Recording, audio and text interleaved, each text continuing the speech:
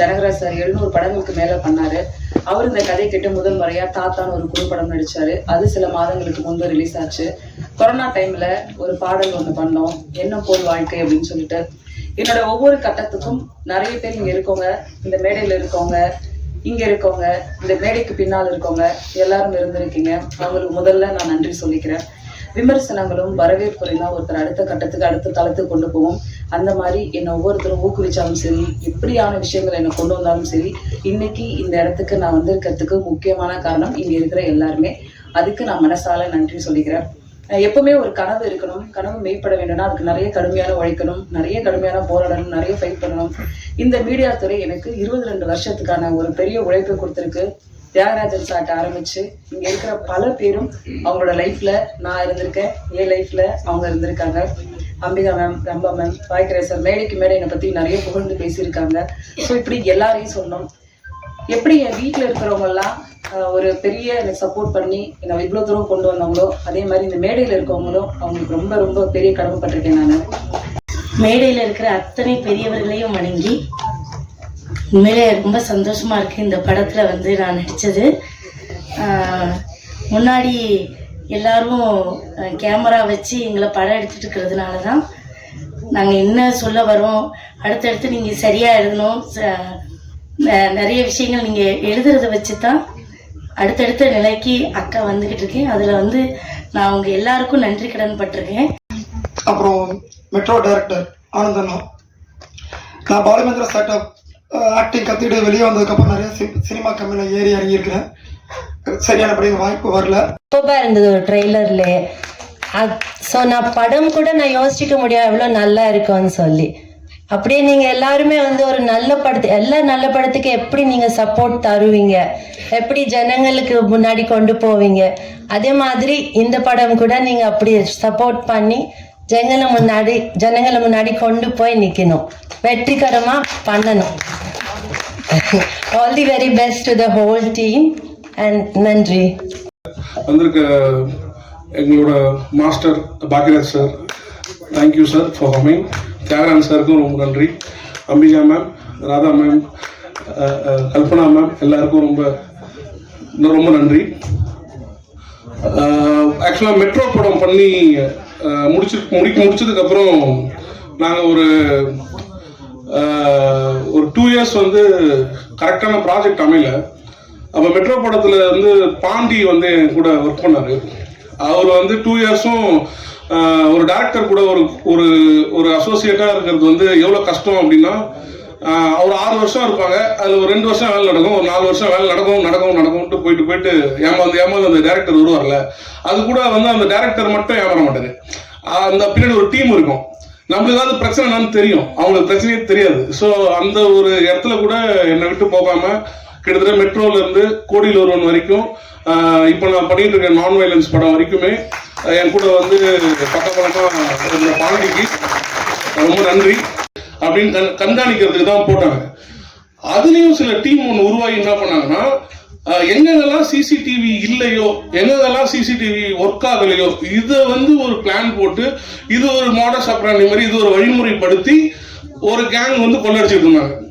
அப்போ அந்த கேங்கை பிடிச்சிட்டாங்க. ஸோ அந்த கேங்கோட வழிமுறை, இந்த கிரைம் பண்ற வழிமுறைனா, ஒரு 5 வருஷத்துக்கு முன்னாடி சிசிடிவி பெருசா கிடையாது. இப்போ டோட்டலா சிசிடிவி வந்துருச்சு. இருந்தாலும் அதுல இந்த கிரைமை கரெக்டா பண்ணணும் அப்படின்ட்டு அவங்க போடுற அந்த பிளானு, அதுக்கு பின்னாடி இயங்குற கேங்கு, அதுக்கு பின்னாடி இருக்கிற எல்லா விஷயத்தையும் மெட்ரோ ஆல்ரெடி ஒரு எக்ஸ்ட்ரீம் சொல்லிட்டோம். அது ஒரு தீஃபை பத்தின கதை. தீஃப்னா ஒருத்தவன் போறான், அவன் முகத்தை காட்டாம செயினை ஸ்நாச் பண்ணிட்டு காணாம போயிடுவான். ராபர் தீஃப் வேற, ராபர் வேற. ராபர் நின்று பயத்தை காட்டி அவன் ஒரு ஹார்ம்னஸ் பண்ணி அதுக்கப்புறம் அந்த நகையை திருடிட்டு போவான்.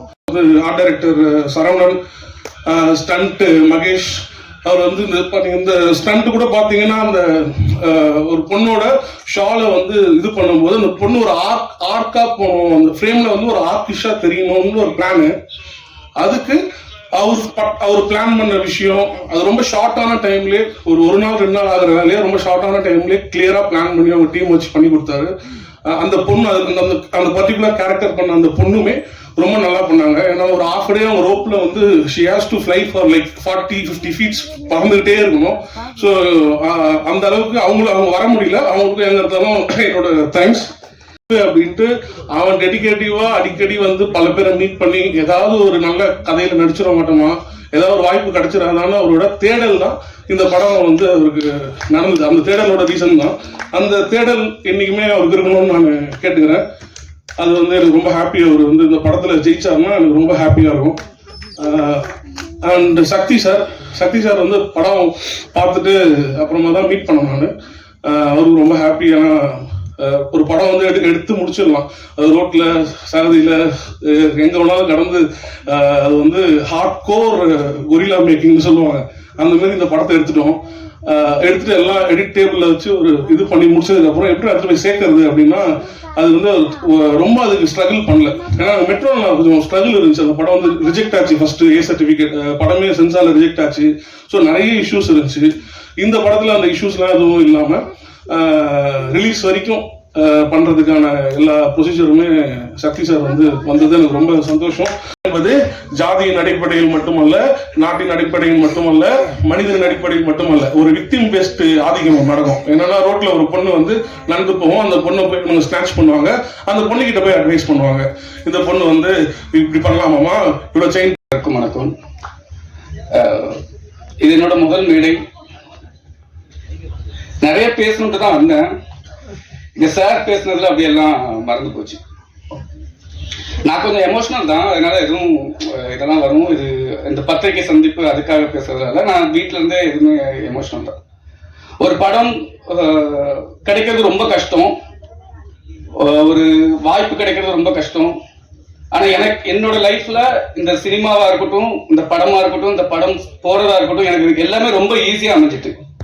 நந்து, ஆஷிகா, அக்ஷிதா, சோஃபியா, வேற எங்களோட டீம், இன்னைக்கு விழாவின் நாயகன் ஜோகன் சிவனேஷ், அந்த அண்ணன் அவங்க சென்னை வந்த புதுசுல அவங்களோட ஸ்டூடியோல தான் திரைப்படத்தினுடைய தேர்தல் விழாவுக்கு வந்திருக்கும் அனைத்து பத்திரிகையாளர் ஊடக நண்பர்கள் எல்லாத்துக்கும் என்னுடைய பணிவான வணக்கம்.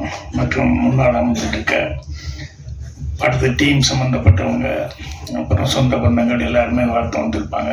அவங்களுக்கு என்னுடைய பணிவான வணக்கம்.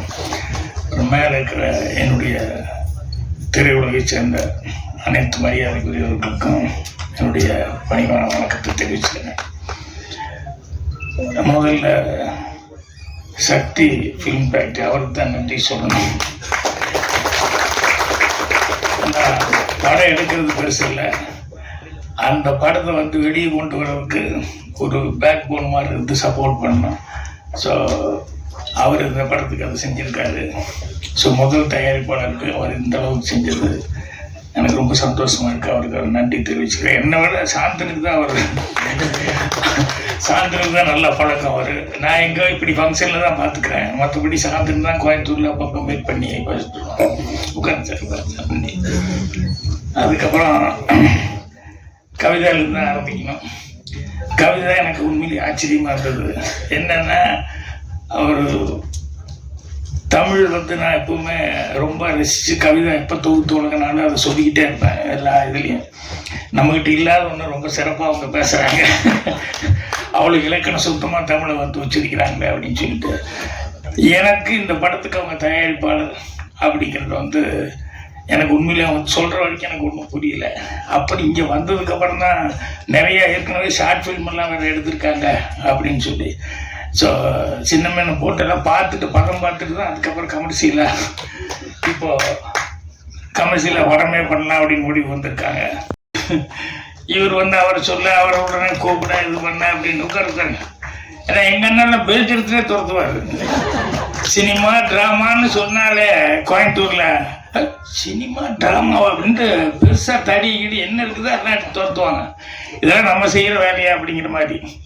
அப்புறம் நான் சினிமாவுக்கு வந்ததுக்கப்புறம் தான் அக்செப்ட் பண்ணிக்கிட்டாங்க. ஆனால் எனக்கு இப்போ பாருங்கள், தம்பியை கொண்டு வரணும் அப்படிங்கிறதுக்காக வந்து அவர் எந்த அளவுக்கு சப்போர்ட் பண்ணியிருந்தா இதெல்லாம் கொடுக்குறேன். அப்படின்னா ஒரு 4-5 பேர் உடனே எம்ஆர் வந்து ஐயோ ஐயோன்னு கத்தினாரு. வீதியில எல்லாம் எம்ஆர் ரோட்ல வந்து ஐயோன்னு கத்தி, என் வீட்டுக்குள்ள திருடம் பூந்துட்டு என்னை கத்தி காப்பிட்டு மிரட்டுறா, நீங்க தான் காப்பாற்றணும் சாங்க. நம்ம எம்ஆர் வீட்டில் உடனே எல்லாம் பூந்து அடி. இன்கம் டேக்ஸ் எனக்கு அடி விழுந்துருக்கு, இவரை கொட்டி படிக்கிற என்னென்னலாம் வச்சிருக்காரு அதெல்லாம் பத்திரமா காரில் எடுத்து வச்சு சேஃப்டியாக கொண்டு போய்